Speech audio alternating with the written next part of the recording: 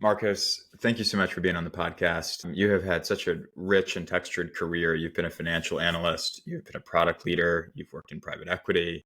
You're now the founder and CEO of Pricing IO, where you help growth stage B2B SaaS companies with pricing and packaging and monetization. I'd love to hear, in your own words, your career journey. How did we get to now?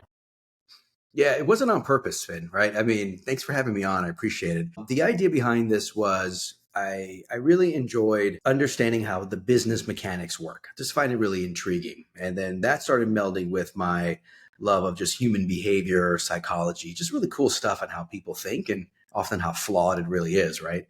And then, so as I kept moving up in my career, I was a product guy, product management, love building stuff, love seeing it grow. But a big part of that is, well, how do you price what you build, right? And that was a really hard, complex problem for a lot of folks to tackle. So decided to tackle it because the more I started pulling on that thread and digging, the more I realized like, oh, this is kind of cool. And it brings in my love of psychology and numbers and business.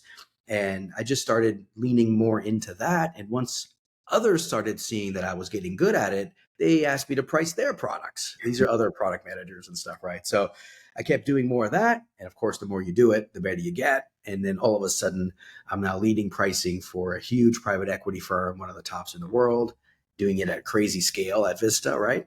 And then after that, starting on my own. So it just started, with taking a step and then taking another step forward and kind of stumbling into it. But love it. I love what I do, man. It's a lot of fun. You have an amazing company and amazing work, and it's fascinating to me, obviously. It's a big step to jump from Vista to starting your own business. What kind of led you to do it? It looked crazy on paper. Honestly, when you look at it, you're like, all right, you're at this really big and I would say, one of the most preeminent investors in technology.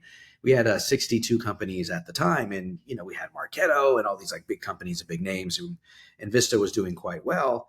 And here I am in the middle of how do you monetize all these companies, which was a very powerful lever in our value creation. So why would I leave such a great role? I had great visibility, good impact, and it really came down to wanting to control my time. And here's the thing, right? I mean, listen, there's nothing wrong with traveling and getting out there and doing what you got to do. But when you're making elite status by April in the year, right? And I was freaking living in Terminal 2 in San Diego. I wasn't living at home, right? So, I had young ones on the way. I didn't want to be gone from them. I made the sacrifice and said, all right, what's the one thing I can do that can control my time or maximize my ability to control my time? And I said, well, just go to business on your own, like for yourself. And that's where I stepped away from Vista. It was all on good terms, all good stuff, but I just didn't want to live that lifestyle for much longer. It's kind of wears on you after a while. And so that's where the whole idea for starting Pricing IO came from. It's awesome. Well, tell us about the business. What type of companies do you work with? How do you help them? What do engagements look like? Yeah, I mean, I'm really proud to say that we're 20 folks strong. So I didn't think we'd be at 20 people at this quickly, but the idea here is we are passionate about helping SaaS companies figure out how to monetize their stuff. Okay, and so when you look at all of the pricing problems you could solve, you could do it for, candy bars and soda and all sorts of consumer things. I love doing it in the B2B SaaS space because it's such a complex problem with the value that keeps changing, markets that keep changing. Look at what's happening with AI. Look what happened in 2020, right? With COVID, right? A lot of shifting things around. And I just love being at the center of that because how you monetize that system needs to kind of stay up with the changes in the business. And so when companies come to us, they're usually a B2B SaaS company that is outgrowing their old model. Okay. They're trying to capture more TAM. They're gaining complexity by introducing more modules, or maybe they bought something and now they're bringing it in. And oftentimes they have a pretty, ambitious growth path ahead of them. They're usually investor backed by some VC or PE. And they're like, how do we get there? Because this model that we have is not going to help us get there. And that's usually when they come to us. And I'd say ARR wise, maybe between 5 million and 500 million. I know that's a big range, but there are a lot of companies making very big leaps and bounds in terms of their growth in that bucket. So that's who we love to help. And it's really exciting because they're used to change. And so when they're ready to change the model, it has a pretty big impact. What are customers commonly saying to you? Like they're coming to you and they're saying, we don't know what pricing and packaging should look like as we evolve. Like what are the common problem statements that you're having to filter through and help guide companies around? If I had to pick on a few that are most common that come, I would say the first one is we think we're leaving money on the table. And when they say that to me, I dig a little deeper. I'm like, why do you feel that way? And it often comes in the sense of in the sales, looking at sales and how they're winning deals. No one's pushing back on our price point, and that's usually signal number one. Signal number two, they say, hey, nobody ever leaves, nobody ever churns. All our sales reps always hit quota, right? And we haven't changed pricing in over 3 years. When I hear stuff like that, I'm like, I think you're probably right. You are leaving money on the table. The second thing that I notice as well is this idea of too much friction in our process. And so the other side of this is we're getting too complicated and so many different avenues where these customers can go. It's lengthening our sales cycle time. It's making it harder to close and win these deals. And when we do close and win them, it's actually not easy for us to expand them up. Okay. And so they're kind of left with this sort of flat, expansion. That LTV starts to come down, but the CAC starts to come up, and that starts to erode their economics. And they're like, we need help. We want to sort of get out of this problem. And that's the other big thing I hear. I'm curious to get your sense on like the state of pricing and packaging in B2B SaaS, and maybe to add more kind of color to that. It seems like many companies conceptually appreciate that pricing and packaging is this real lever, but it also feels like many companies struggle to build real practices internally around pricing and packaging until maybe they get quite large. Does this feel true or false to you at this point? Pricing is hard, right? It's not something that I would take lightly because it touches like all the different functions in the business, right? And it sends different signals out into the marketplace. And customers and competitors are listening to these signals, right? So you can't just willy-nilly throw a bunch of stuff out there and see what sticks. Some companies do, but I find that to be a little reckless and hard to recover from, right? I think when it comes down to it, the investment it takes to really do pricing on purpose, a lot of companies are not sure what that even looks like. Okay. And that's where I think in helping them through, like in our model, we actually show them like, this is what it takes to actually run pricing and fix it and renew it and do all these things. And it's not like this number, right? This mythical number of the magic price that's going to solve all your problems. It's actually a system, right? It all has to work together. The structure of the packaging, what you're offering, that journey the customer goes through, the numbers, where you discount, what you give away for free or not. All those pieces kind of work together. And I don't think folks realize like how intricate your pricing and packaging can be.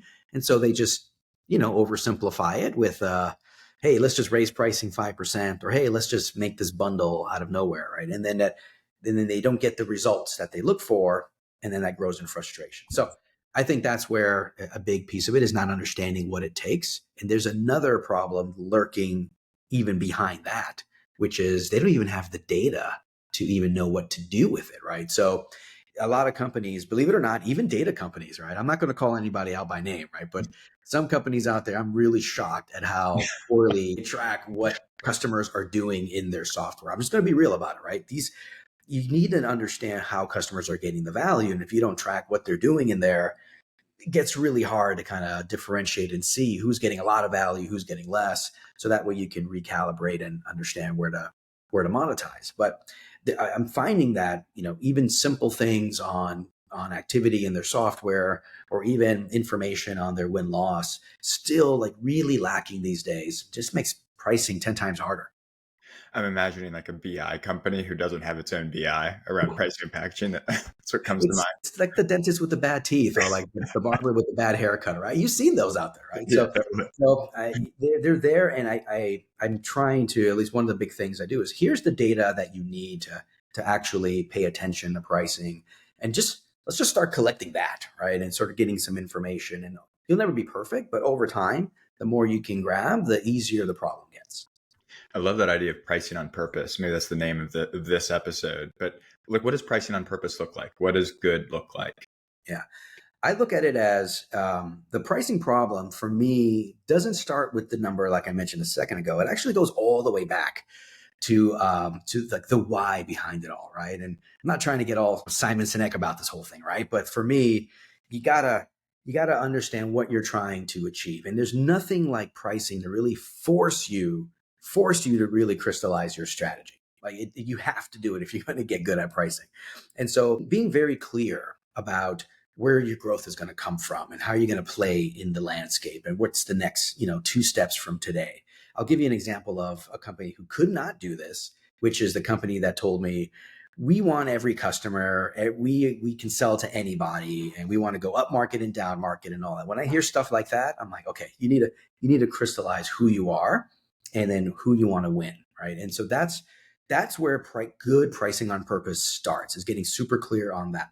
Now that you have that, you can then get into what type of experiences do you want to give these audiences. And I say experience on purpose, Finn, because it's, people get wrapped up into like the feature checklist and I got all these features. Features are good, that's fine, but they're only a means to an end. They're trying to craft an experience for an audience which provides value at the end of the day. And that includes like training and support and onboarding and all that stuff, right? So you got to think about it all around. Once you got those three things, like wherever that growth coming from, which customers I really want to win and be there for, and then the experiences you give them. Now, how do I actually monetize and price this and go into the mechanics? That gets a lot easier than if those three things were super fuzzy, right? So pricing on purpose starts with those three key things, and that sharpening the strategy, that making sure you know that customer you really want, and then that offer, that experience, get that right, and then the pricing stuff comes in. Are those three kind of key things in place only if a CEO is championing them being in place, like creating the conditions for them to be in place? I would say that you want your executive support to do that. And the reason why is because the CEO, him or her, they're leading the charge, right? They're establishing the rhythm, the vision, and all these key things, and everybody follows that.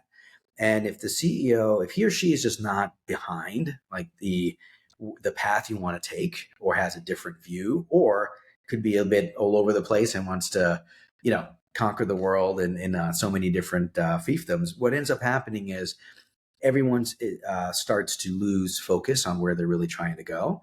That means that how you monetize starts to get a bit disconnected, fragmented, if you will, and then it starts to fall apart. And what you end up doing is you get a bunch of like SKUs coming in, and you have like SKU proliferation. You get like random discounting. You get very high variability.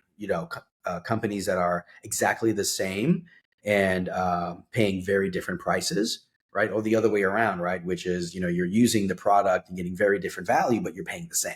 Yeah. Both really big problems. And that starts to manifest over time, and it gets to be a really hard thing to change. So Yeah. CEO, founder, whoever should be behind it, but I don't think they need to be necessarily the one to lead the charge. They just need to make sure that we have a unified front. Let's go even a level deeper. So you've got those three conditions in place. Then what does good look like? Are we talking like you've got pricing committees, you've got like regular kind of cadence of meetings? Like what does that start to look like? Yeah. So there are a couple pieces to that. The first one is, do you have a discipline around the data that you're collecting? And here's what I mean by that is we've been getting a lot more granular in the data we can capture, data from our products, Pendos, Gainsights, and all that stuff around our customers, right? All the CMS software that's out there, the Tango, et cetera, right? And then you also have information on just I would like the terminology I would use is more like business economics, right? So measuring margin, measuring costs and how they scale and things like that. So with all this new measurement and instrumentation happening, you should be able to then create a bit of a pricing and around taking that data and then using it to make pricing decisions. So when you're not doing that, you have to collect it to use it. And then once you collect it, you have to use it. That's the first step in pricing discipline. The data's there for a lot of companies. They just haven't been able to collect it. Number two, now that you have data, you need structure, right? And those are the two pieces I'm trying to get at here is you have to have both. And the structure looks like a committee that's cross. So you don't want just sales or marketing running with pricing. You need product in there. You need ops in there. You need success in there. Everybody needs to be in there. but usually 6 to 8 folks to keep it productive. You don't want 40 people in your pricing committee, right? And then using that as a way to drive different monetization initiatives. And what I mean by that is it's not just about, hey, how's pricing doing? It's more around what value are we changing in the context of the market and how much TAM we want to go after and what we promised to the board and all that stuff, right? And then what ways are we actually changing the way we monetize or improving that? And then what are the next wave of either experiments or tests or ways we can push to monetize even more, which includes things like, hey, what are the next 4 things coming out on the roadmap? Do we have a plan for that? So those committees are actually very strategic. A lot of companies do them wrong, Finn, by they use them as like these little steel cage matches to kind of go through with sales and product and all that. And it's not really the intent of a real good functioning company that does it on purpose. They're thinking, again, 2 steps ahead in that committee. You mentioned this, but this is something I'm really fascinated in. It's like, what is the relationship between monetization initiatives that are coming from the committee and the product roadmap? And are there best practices around that relationship that you would suggest to companies? Mm-hmm. Absolutely. I kind of think about it in 3 different tiers. Okay. So when you look at software, and what I love about it is that there's so many different vectors to the software, right? And the data vector, the UI workflow vector, intelligence vector, all these different things. And so as you're building out on the roadmap is usually informed by, what customers want, what sales is telling you they want, where you're kind of marching for your vision, like all those things, right? So you got to be super careful with how you prioritize and stack rank. Now, the first order, I mentioned 3. The first order are maintenance things in your product that you need to do to keep up. And these are things like performance, bugs, UI fixes, all these kind of small things that these enhancements you should just do as an ante. Like you got to do that stuff, right? And so from a monetization perspective, they just kind of keep and prop up the core price that you're already charging. Then you have this other layer coming in, which is these bit step up or upgrades, which are extensions of existing use cases. So these are the use cases you solve, but now you're solving them a little bit better, a little bit smarter. And we're seeing some AI kind of insert itself at this stage, typically, especially early stage AI. And what you're doing there is now you can actually bump up your price or even carve out an add-on if that particular thing is as an isolated workflow that is separate. Great. And then you can start expanding that. Or you can use it to get them to upgrade and buy something else, right? So that's where you get more strategic behind it. The third tier, this is like new stuff. This is like we're solving a whole new problem for a new audience. And these are the kind of things that either introduce more TAM that you can go after or allow you to really maybe even start changing your messaging and positioning because of it, right? Those are the things that you also need to do the most research to price the right way. And so those are also part of the monetization plan, but take a little bit more testing and research to get right. So those are kind of the 3 things I connect: product roadmap, and then pricing, and how those things should be discussed in the committee. Does that make sense? Makes total sense. So basically it's like maintenance, incremental improvements, and then net new value. And Exactly. align that with the moment. Yeah, I love it. Super clear. Yeah. Sorry. When you look at the last few years of having started this business, built this business, anything that surprised you?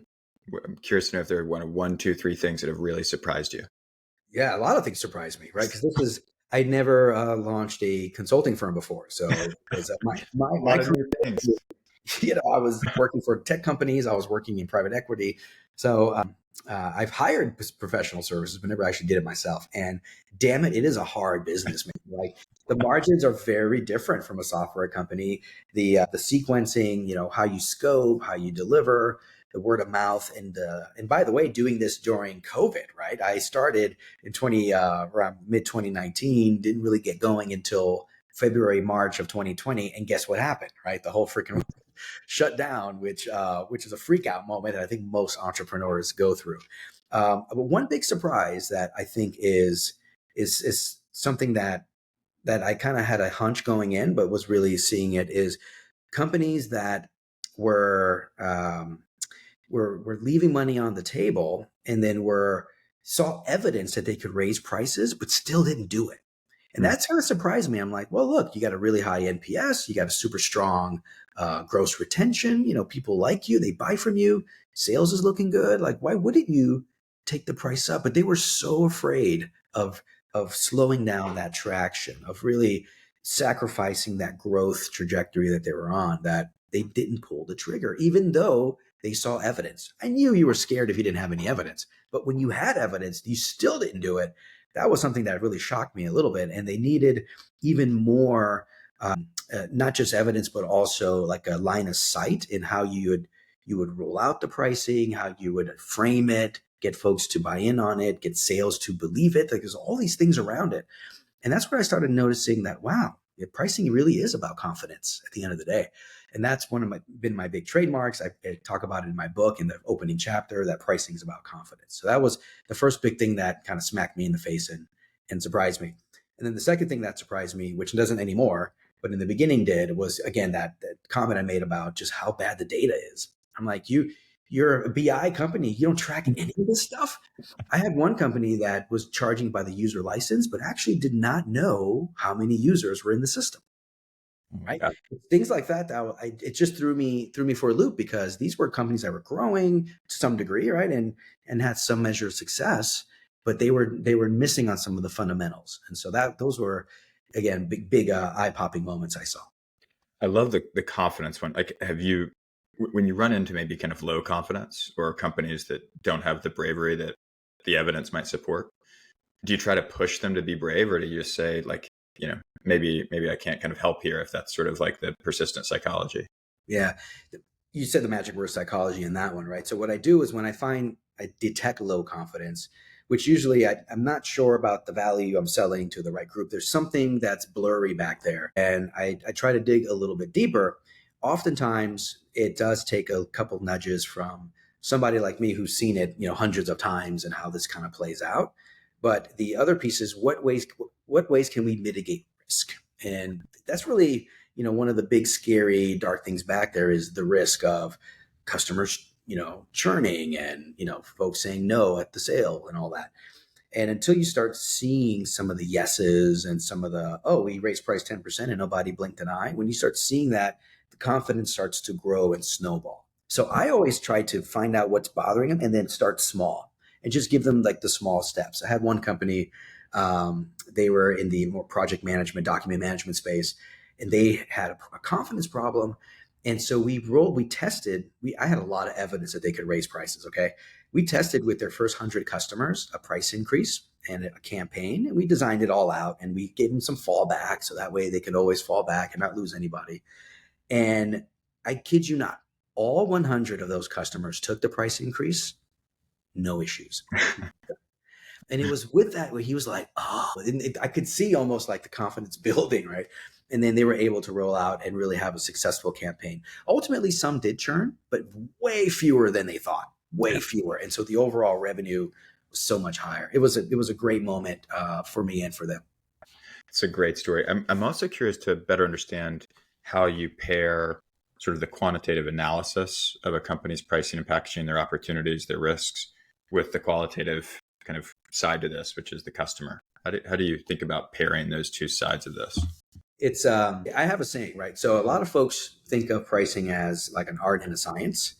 And the way I think of it is more of an art informed by science. And the way I see it is slightly different. That nuance just means that you have judgment, because as long as humans are buying from other humans, there's always that psychology judgment aspect. But the sort of information that comes in through good research or good quantitative tracking can help that judgment a lot better, right? And so reduce some of the ambiguity and reduce some of the assumptions. And so the way I see it is, you got your customer information that for these guys, they don't know what they should be paying necessarily. They kind of know frames of reference. They kind of know what they would pay or what they paid in the past. But if you were to ask me, like, Marcos, what's your maximum willingness to pay for a slice of pizza? I don't know, right? I'm not going to tell you like $4.22, right? It's okay, generally a couple bucks based on what I've been able to see in the past and what pizza I liked and didn't like, whatever, right? So people kind of think in those same magnitudes. So the mistake that companies make is they're trying to get this very precise number out of them, but that's not really how humans think and how they buy.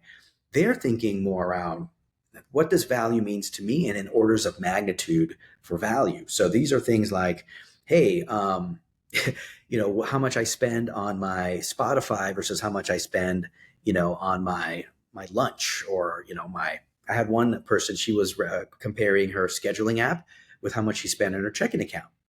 And she said, well, I only spend $2 a month on my checking account, and that checking account is more important than my scheduling app. So why would I pay more money for a scheduling app than $2?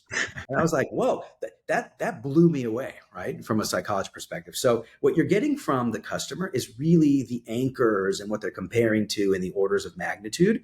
And then the things that they feel like are completely non-negotiable.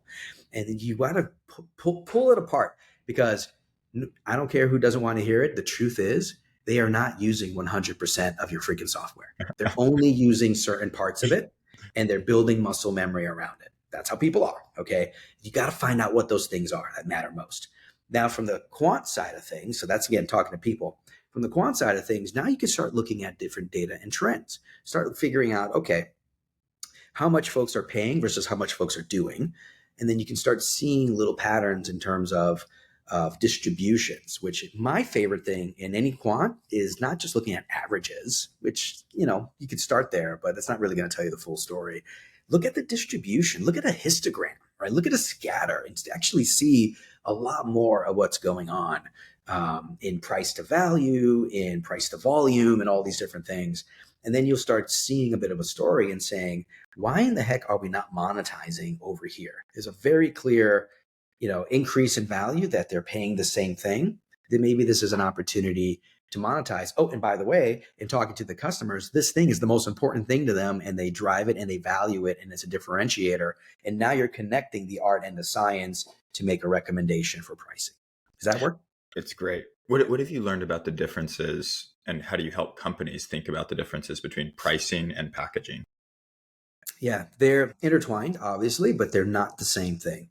And when I look at pricing and packaging all together, the difference here is price is essentially, what they pay, and the package is what they get, right? Almost kind of a riff off of the old Buffett saying there. But the point there is the package establishes the value, what they get for. The price of that package sends the signal for what they get, and is the, call it the, exchange rate for that value, right?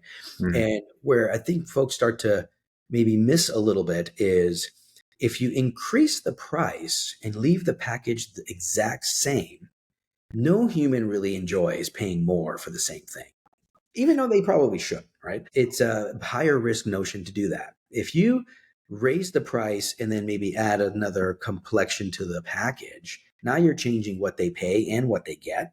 And oftentimes that forces them to recalibrate a little bit in their heads. And that's what you really want to be successful in a price change, is to help them recalibrate. Oh, okay, this is the value, this is what I'm paying. Because if the value is the same and the payment goes up, oftentimes that's where a lot of the friction comes from. So pricing and packaging related, one is a signal for the other. And if you're changing one, I would be very careful changing one without changing the other. I like to change them both when possible to do that recalibration. It's super interesting. I've never heard the exchange rate between the two, and I love that visual and analogy. I think you recently worked with Pricing SaaS on a benchmark study. Is that right? Yeah, I did. Yeah, it was super cool. What was Loved it. interesting about the data, one thing that, a lot of stuff was interesting about the data, but one thing that stuck out was that in Q1, with the companies that were, as part of the study, there were far fewer pricing changes compared to packaging changes. And it was something like in Q1, 12% of companies had changed pricing, 46% had changed packaging. What do you chalk that up to? Listen, I think there's, looking at the environment now these days, I mean, you think about the timeline of the study, I find it that it's getting harder and harder for companies to win, and for companies to continue their market share traction as well. And so what I'm finding is that there are a couple things. One is changing pricing, like I said earlier, carries a lot of that bigger fear. But changing packaging could also be a way to start augmenting the value. Here's what I mean by that, is that you could charge something for $10, and then you can have a package, and you can then add a few limiters or a few fences in the package that then constrain the value a little bit, hopefully in the right way, right? And the idea there is price is the same, but package is a little bit leaner. And that is one way to change that exchange rate, to change that price value equation without overtly changing your prices all over the place. Secondly, I'm also finding that as companies are continuing their innovation cycles, they're releasing new features and things like that. Sometimes they don't know where to put them. Truth be told, right? It's often 2 weeks before you launch and go live, they're like, oh, wait a minute, we actually have to think about pricing this thing. And so they'll end up kind of just, kind of working them into the existing plans. And there you have another plan change without the price changing as well. And then on the third side, I think what we're finding too is companies are getting a little bit more, how can I put this? They're wising up on what features are expected as table stakes these days versus what they used to be a couple years ago.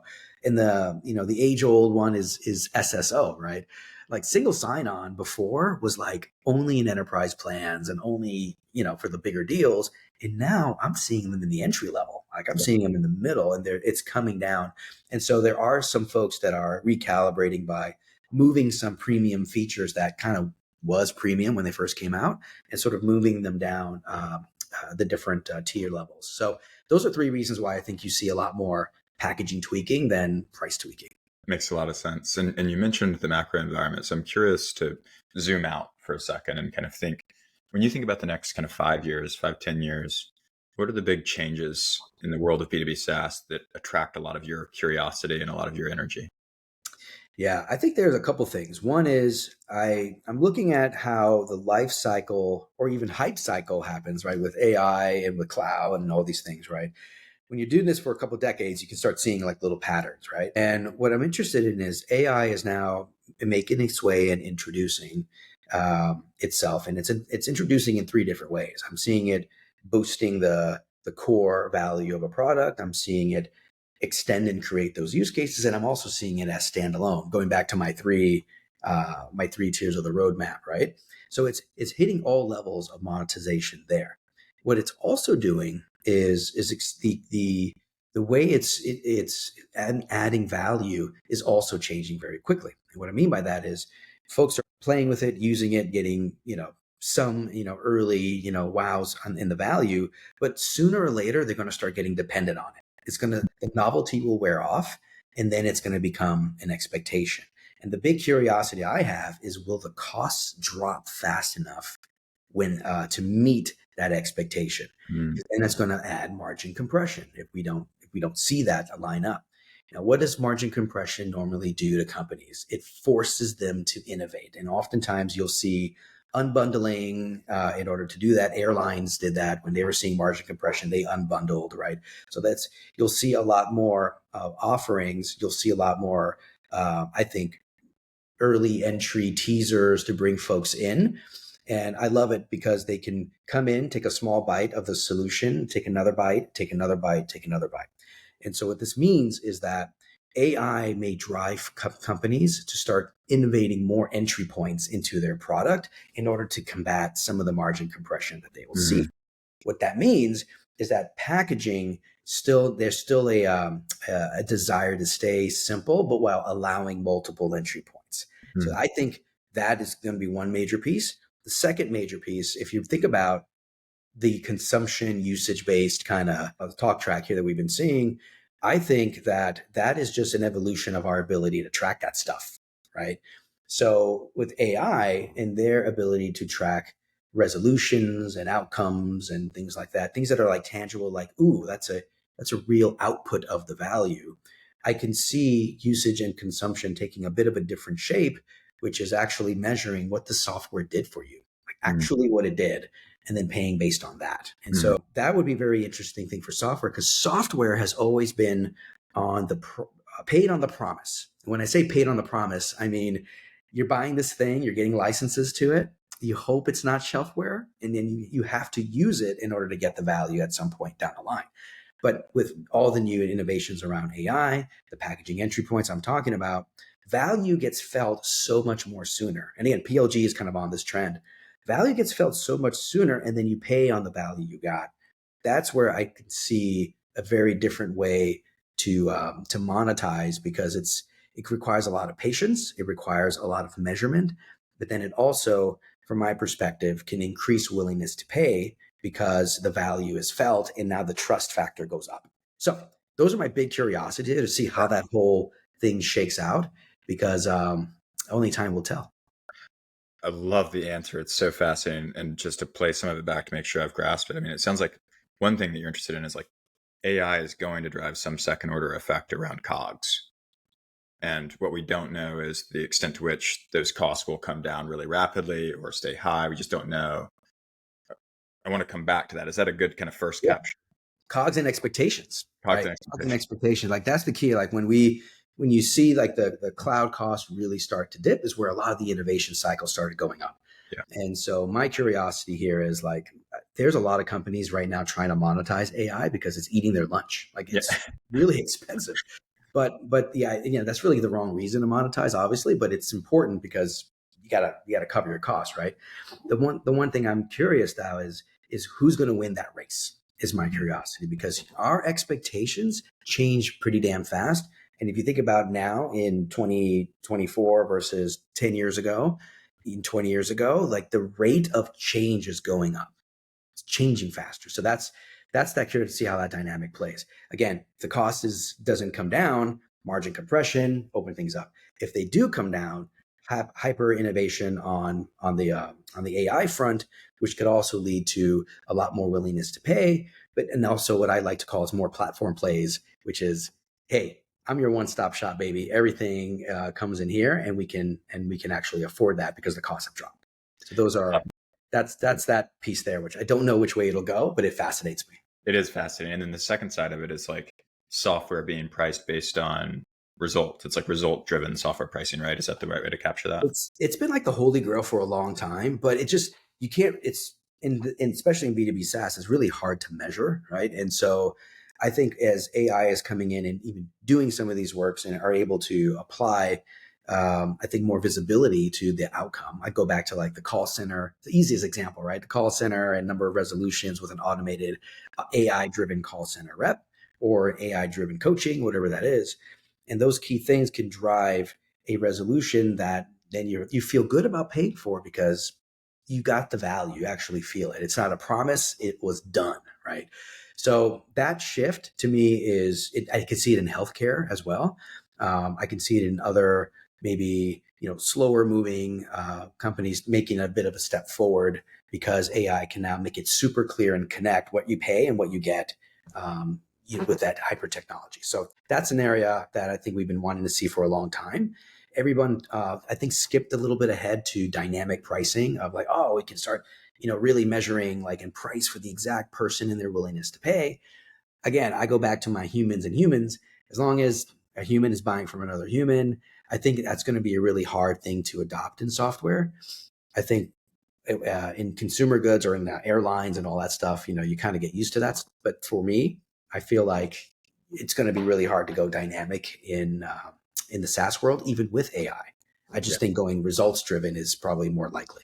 Super interesting. And a little bit of a sidebar here, but as you started the company and as you've built the company, did you ever find yourself, I mean, it's clearly you love B2B SaaS, but did you ever find yourself interested in serving companies outside of B2B? I got to confess to you, I kind of do. And the reason why is because there's some really interesting models out there that are not B2B SaaS, right? Think about Peloton just a little bit and how it was a bit of an existential thing they had to change, but how they started shifting their model away to something that's more of a subscription basis, which I thought was really interesting. And looking at even Spotify, which is not necessarily B2B SaaS, but some of the things they use to try to lever people up into their family plan, all the way down to like the barber that I go to, right? Which I'm joking, right? But the idea behind that is, can you create a bundle, facials and giving like certain value up front in order to get something else on the back end, right? And these are, some beauty and salon to like fitness and getting folks into gyms, all the way to like, the new notion around like cars and renting different types of cars, which Porsche has laid out their whole like rental program and subscription program, which I thought super cool. So a lot of stuff outside of B2B that I think can introduce innovative models into B2B. Yeah. Love it. I mean, for somebody who clearly is like obsessed with the psychology behind pricing and packaging. Like, it feels like you have so much, like, kind of curiosity, intellectual capacity to go in all these different industries that would drive a lot of energy for you for the next 25 years, is the way it feels to me. You just call me crazy because I am, right? Because it's okay. It's all right. No, I love this stuff. I get a lot of energy from it, and yeah, to me, it's a complex problem. And still being 20, 25, 26 years into this, I am still learning new stuff, Yeah. and that's what I love about it. You know, a slight shift, but you've said it a few different times that one of the biggest challenges companies face is the data. And I want to kind of dig into what makes pricing and packaging and monetization complex for companies, B2B SaaS companies. Maybe you could just start there. Like, why is it complex from a data perspective and from a systems perspective for companies to mature and evolve pricing and packaging and monetization? Yeah, I think the problem starts with the instrumentation and telemetry in the product. And I think when you're building, oftentimes, and this is natural, right? You have very limited resources on your dev teams and your Scrum teams, and the extra effort it takes to really like track or even toggle certain things, you just can't squeeze it out, right? It's hard. It's either sacrifice this or do that, and it's a really hard trade off for a lot of companies, especially when the heat is on, right? So I think there's a very natural uh, tension between how much you can produce and how quickly, and then how much instrumentation and tracking you can enable. And that tension, I hate to say it, right? But you stuff sells, right? And you committed to this big client that you just won that you're going to release this thing, right? These are the realities, right, of SaaS. And so I don't think anybody really walks in there, hoping to have less data. I just think it's just a natural byproduct of moving fast, of trying to make, big wins and grow and do big things, right? So you end up creating this different type of technical debt, right? Which is your inability to track that, and you don't really know it's there until you need it, right? So that's part one.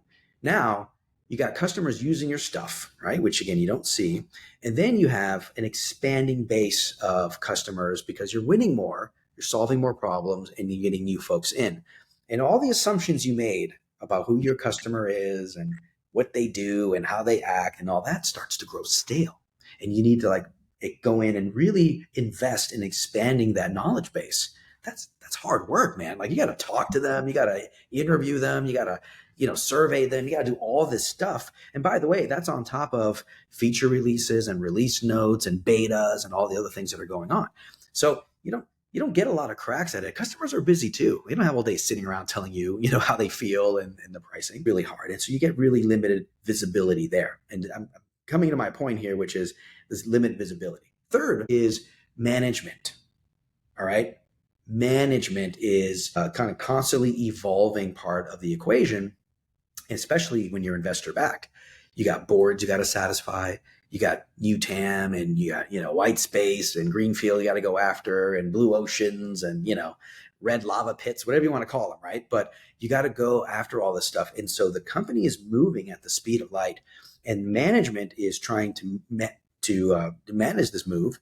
And so the amount of information that comes from the top that comes down starts to get filtered.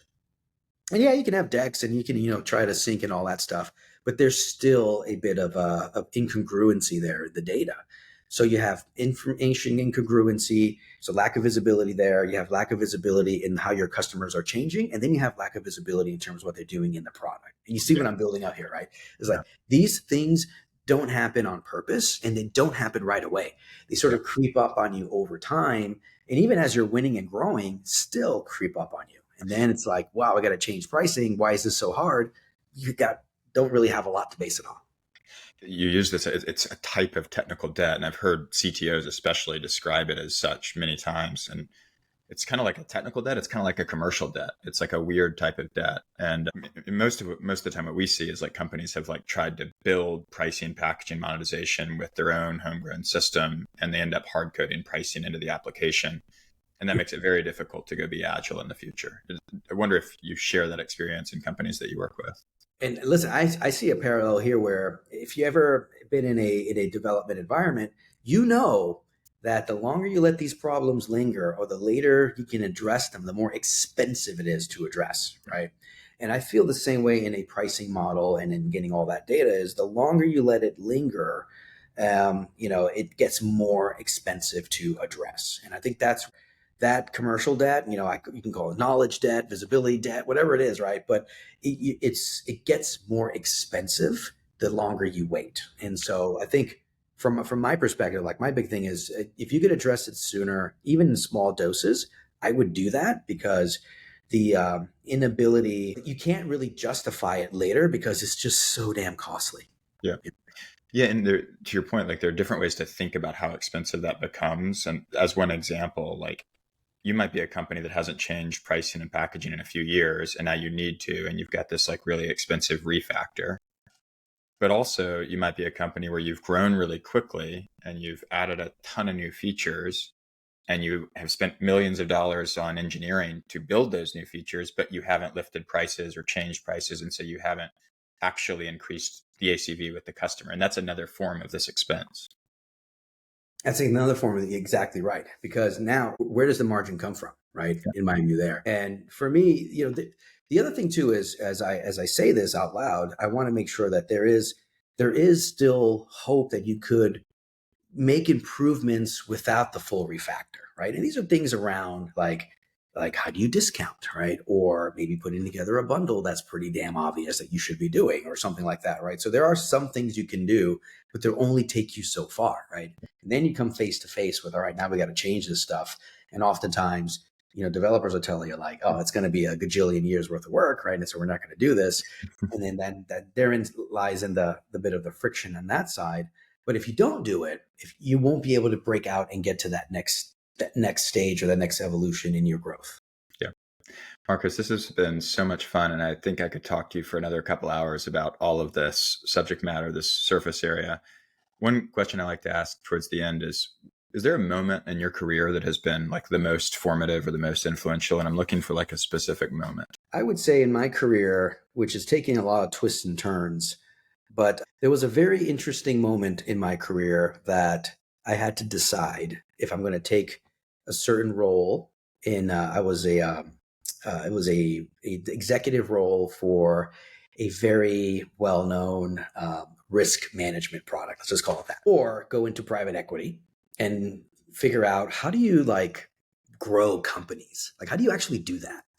And I sat there and I remember I was sitting in Maui with my wife. We're on vacation. And I was thinking to myself, like, which way do I go? Do I go this way? Do I go that way? This is a big decision from a career perspective. In my and she goes, just follow what is most intriguing to you. What do you want to? What's really gonna feed you and nourish that intellectual curiosity? I'm like, I think the growing companies one is really, I got to understand how that works, the mechanics, and how do you do it? She goes, all right. And then with her support, which it's hard to make a decision without that big, without, your spouse's support, I went that path and shut down the other path. And it was a big life-changing shift in my career. I love the story. Where can people learn more about Pricing IO, find you, reach out? So I'm an easy guy to find. You can go to Marcos Rivera in LinkedIn. I'm always in there. I'm always posting stuff and saying stuff in there.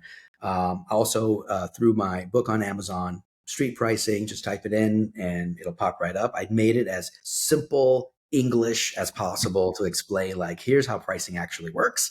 And then I use a lot of examples too. And then, of course, pricingio.com, you can always jump on there, submit a question or grab some free goodies, whatever that is. And those are the ways to get a hold of me. Awesome. And by the way, where does IO come from? What does Pricing IO stand for? The way I came up with this was the two things: the input output, where the way I look at pricing is the inputs help determine the output.